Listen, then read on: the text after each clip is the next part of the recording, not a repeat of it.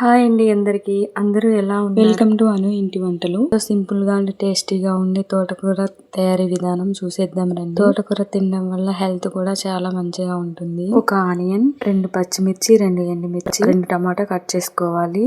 అలాగే వెల్లుల్లి. బాండీ వేడయ్యాక 5 to 6 టేబుల్ స్పూన్స్ ఆయిల్ వేసుకోవాలి. ఆయిల్ వేడయ్యాక జీలకర్ర వేయాలి, తాలింపు గింజలు వేయాలి, వెల్లుల్లి వేయాలి, ఎండుమిర్చి వేయాలి, పచ్చిమిర్చి కూడా వేయాలి.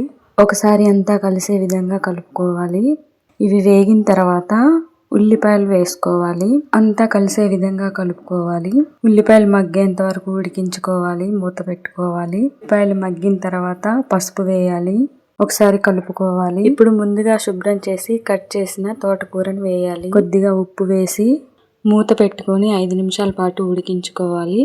5 నిమిషాల తర్వాత ఇలా ఉడుకుతుంది. ఒకసారి అంతా కలిసే విధంగా కలుపుకోవాలి.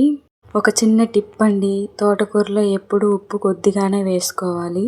చివరిలో ఒకసారి ఉప్పు సరి చేసుకుంటే సరిపోతుంది. ఇందులో టమాటా ముక్కల్ని వేసి కలుపుకోవాలి. అంతా కలిసే విధంగా కలుపుకొని మూత పెట్టుకొని మధ్యలో కలుపుతూ ఒక 10 నిమిషాల పాటు ఉడికించుకోవాలి. ఇలాంటి టేస్టీ, సింపుల్ అండ్ ఈజీ వంటల కోసం అను ఇంటి వంటలు ఛానల్ ని సబ్స్క్రైబ్ చేయండి.